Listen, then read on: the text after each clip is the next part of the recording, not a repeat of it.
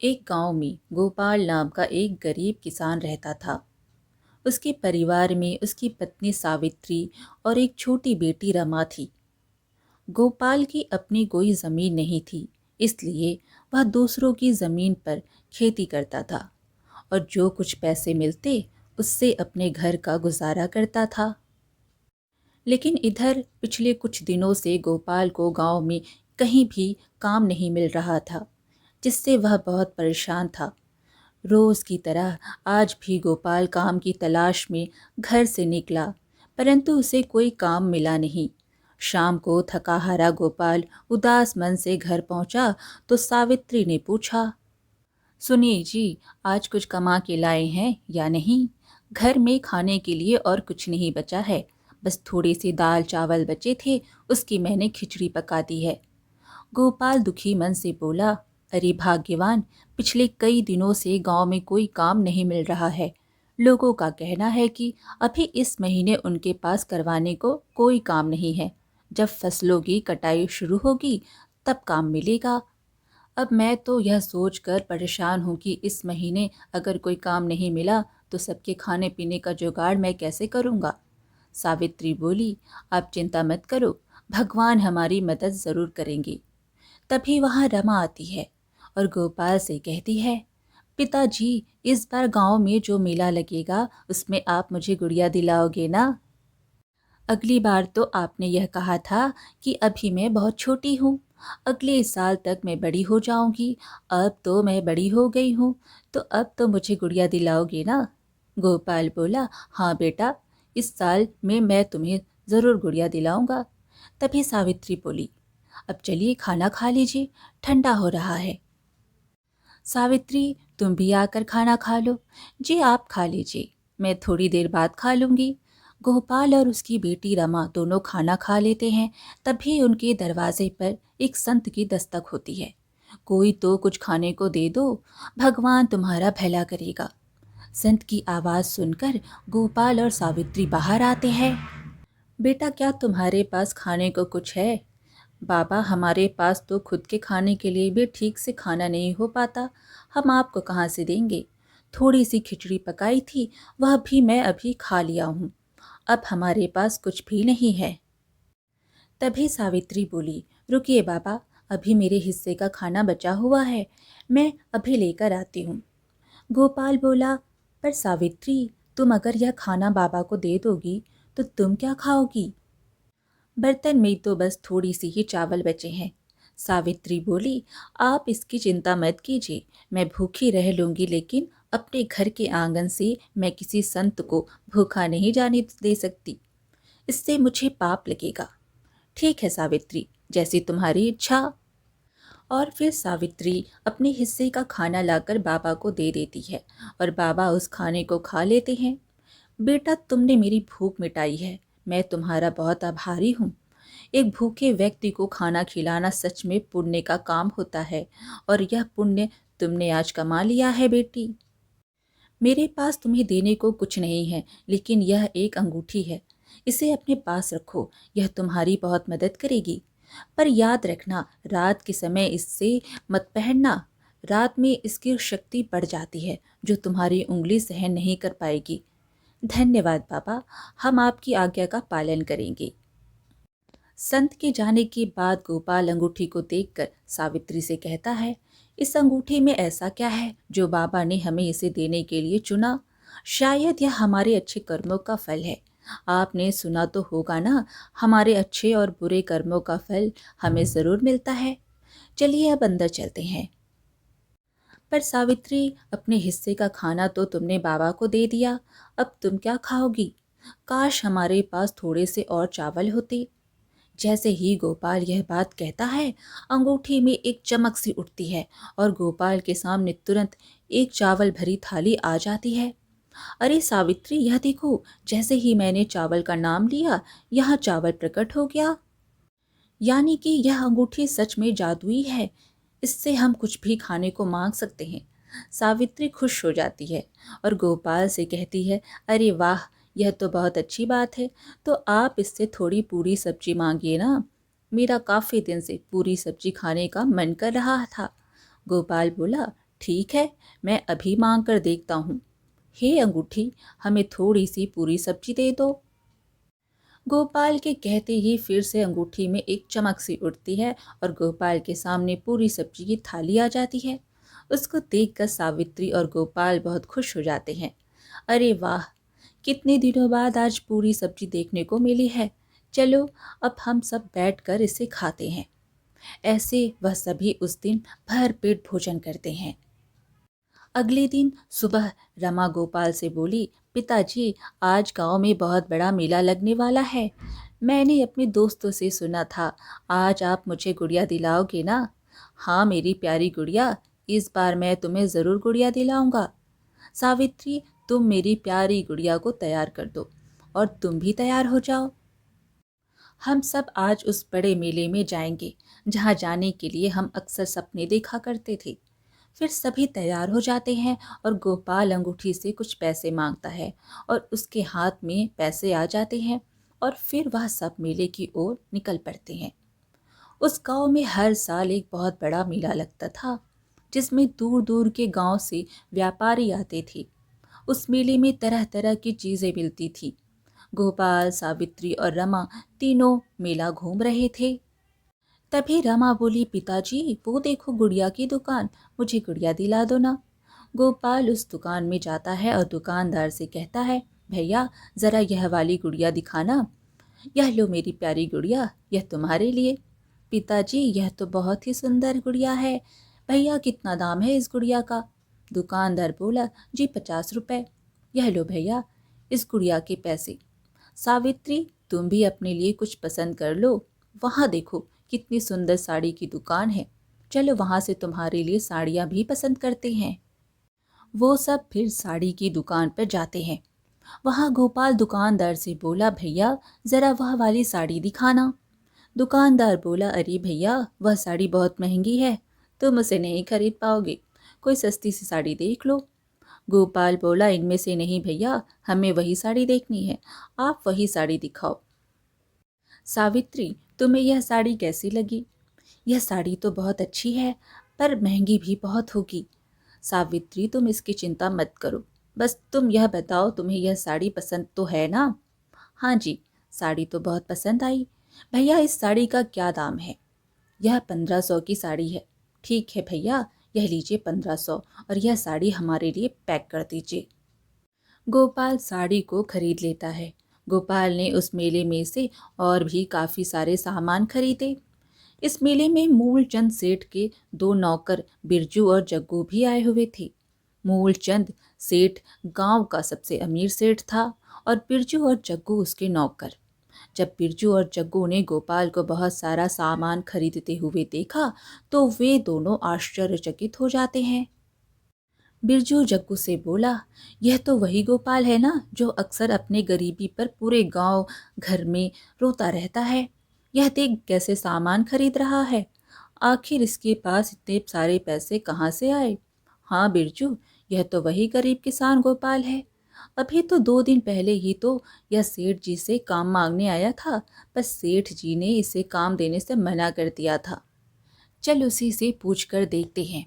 और दोनों गोपाल के पास आते हैं और बोलते हैं, भाई गोपाल कैसी चल रही है खरीदारी? लगता है बहुत सामान खरीदा है आज। गोपाल जादुई अंगूठी की बात को छुपाते हुए कहता है, नहीं भाई, बस वह थोड़ा बहुत घर के लिए सामान है, बस, और कुछ नहीं।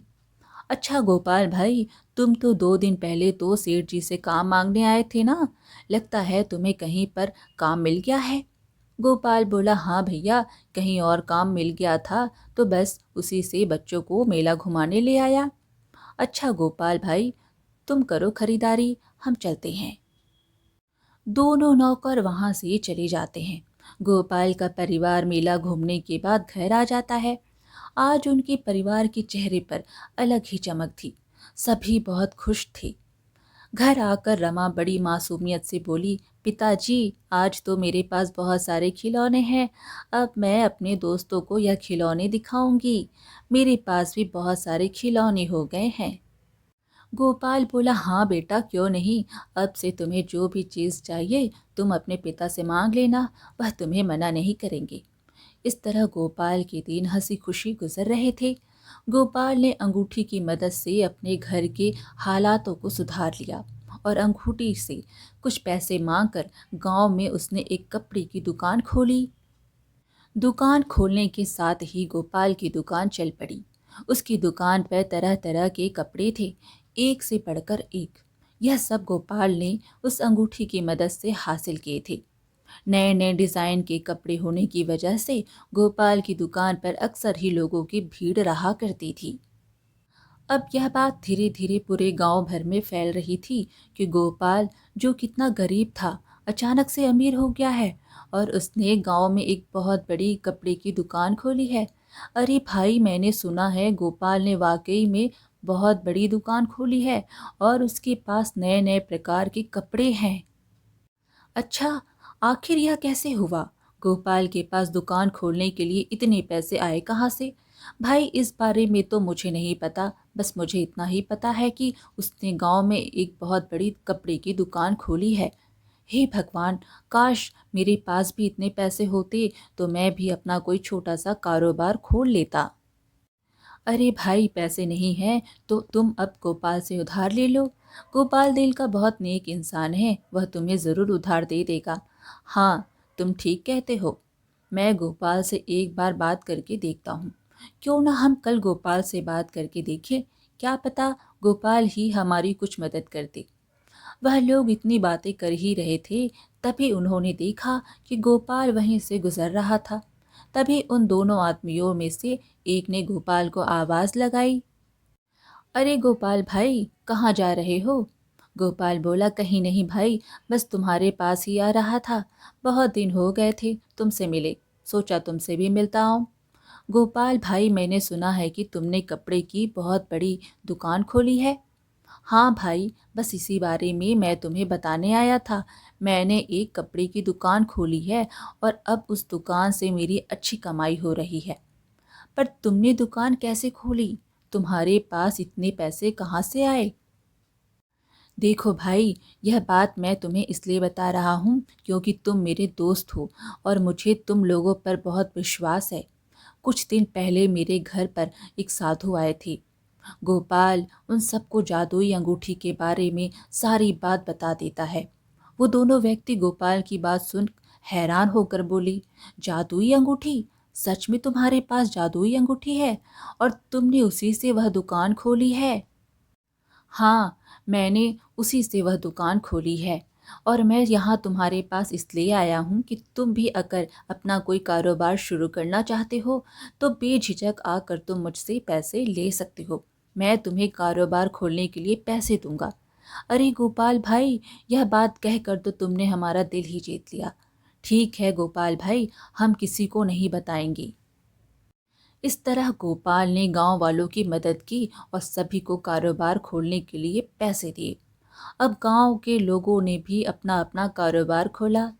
अब यह बात धीरे धीरे गांव के अमीर सेठ मूलचंद तक भी पहुंच जाती है। मूलचंद अपने दोनों नौकरों से कहता है, अरे ओ बिरजू और जग्गू, यह मैं क्या सुन रहा हूँ? हमारे गांव में रहने वाले गरीब गोपाल ने गांव में बहुत बड़ी कपड़े की दुकान खोल ली है। यह तो वही गोपाल है ना, जो कुछ दिन पहले मेरे पास काम मांगने आया था। तो फिर इसके पास अचानक से इतने सारे पैसे कहाँ से आए? बिरजू और जग्गू बोले, हाँ सेठ जी, हम भी यही सोचकर हैरान हैं। थोड़े दिन पहले हमने उसे मेले में देखा था, बहुत सारे सामान खरीद रहा था, जैसे इसके पास अचानक से बहुत सारे पैसे आ गए हों। और अब सुनने में आ रहा है कि गांव में उसने एक नई दुकान खोली है। हाँ सेठ जी, मैंने तो देखा भी है, बहुत ही सुंदर दुकान है उसकी। एक से बढ़कर एक डिज़ाइन के कपड़े हैं उसकी दुकान में। बिरजू, ज़रा पता तो कर, आखिर उस गरीब गोपाल के पास इतने सारे पैसे कहाँ से आ रहे हैं? आखिर ऐसी कौन सी लॉटरी लगी है उसके हाथ में जो कुछ ही दिन में वह इतना माला माल हो गया है? मूलचंद के कहे अनुसार उसके दोनों नौकर अब गोपाल पर नजर रखने लगते हैं। गोपाल कब जाता है, कब घर आता है, इन सब पर उन दोनों आदमियों की नज़र थी। एक दिन जब गोपाल रात के समय घर आता है तब वे दोनों आदमी चुपके से उसके घर के पास खड़े हो जाते हैं। वह देखते हैं कि गोपाल अपने हाथ में से अंगूठी निकाल रहा है और अपनी पत्नी से कह रहा है, सावित्री, अभी मैं इस अंगूठी को निकाल देता हूँ। काफी रात हो गई है, सुबह इसे पहन लूंगा। वैसे भी अब हमारे पास भगवान का दिया सब कुछ है। अब इस अंगूठी से हमें और कुछ नहीं चाहिए। मुझे लगता है अब इस अंगूठी को हमें संभाल कर रख देना चाहिए, क्योंकि अब मेरा कारोबार भी काफ़ी अच्छा चल रहा है। तो अभी हमें इस अंगूठी की ज़रूरत नहीं है।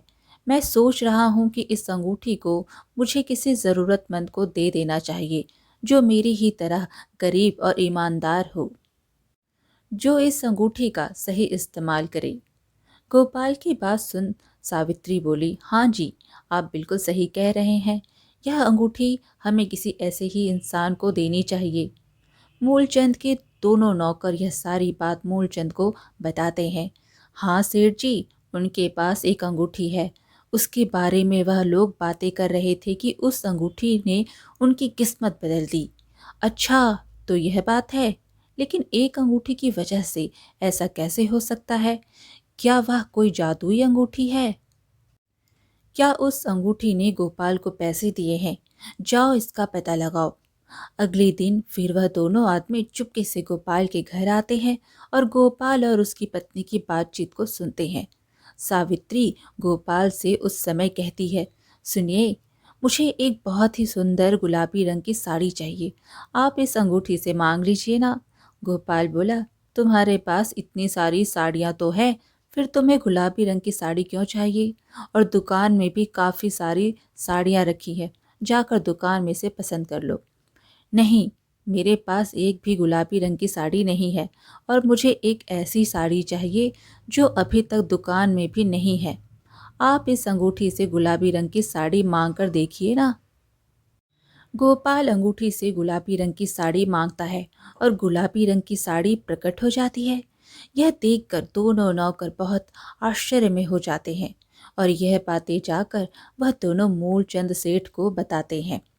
अच्छा, तो उस गोपाल ने अंगूठी के सामने साड़ी बोला और अंगूठी में से साड़ी निकल आई। अब तो पक्का हो गया है, वह कोई जादुई अंगूठी है। तुमने कहा था कि रात के समय वह गोपाल अंगूठी को अपने उंगली में से निकाल देता है। हाँ सेठ जी, वह अंगूठी को निकालकर अपने टेबल पर रख देता है। तो ठीक है, उस अंगूठी को हासिल करने का सबसे सही वक्त रात का है।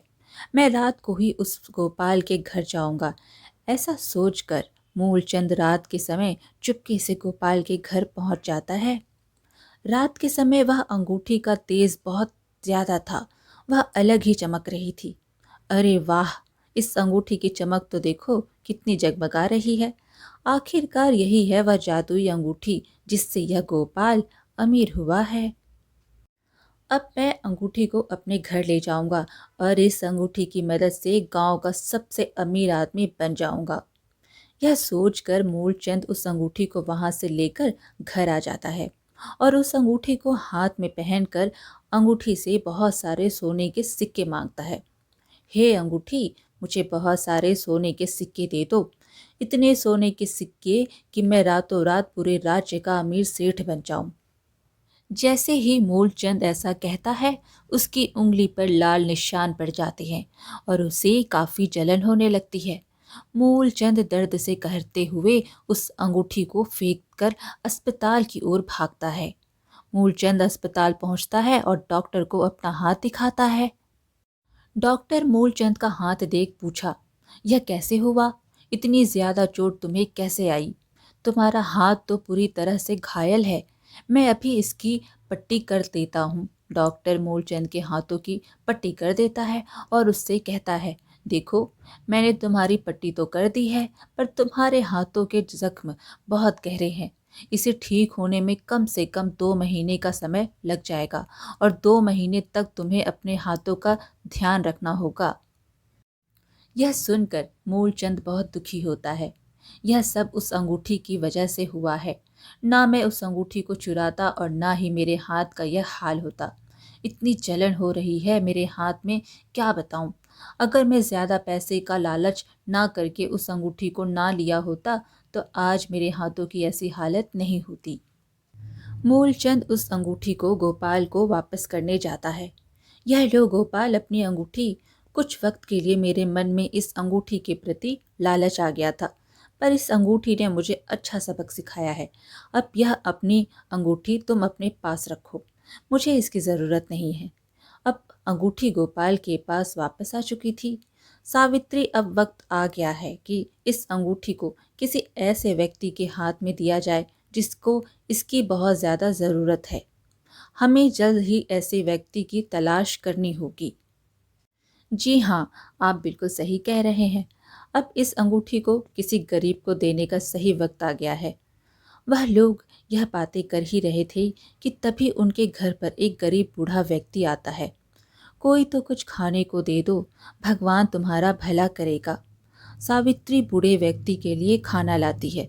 बूढ़ा व्यक्ति खाना खाता है।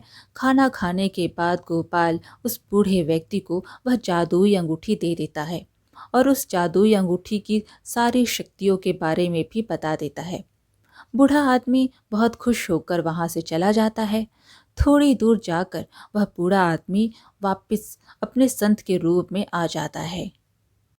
वह बूढ़ा आदमी और कोई नहीं बल्कि वही संत था जिसने गोपाल को वह जादुई अंगूठी दी थी और वह अब अपनी अंगूठी वापस लेने आया था। गोपाल का जीवन अब सुधर चुका था। गोपाल ने उस अंगूठी की मदद से अपने जीवन को ही नहीं सुधारा बल्कि गांव के लोगों के जीवन को भी बेहतर बनाया। सबके भले के लिए सोचा, सबका भला किया। आज की कहानी यहीं पर समाप्त हुई। फिर मिलेंगे एक और कहानी के साथ। कहानी पसंद आए तो लाइक शेयर ज़रूर करें और चैनल को सब्सक्राइब करना बिल्कुल ना भूलें। धन्यवाद।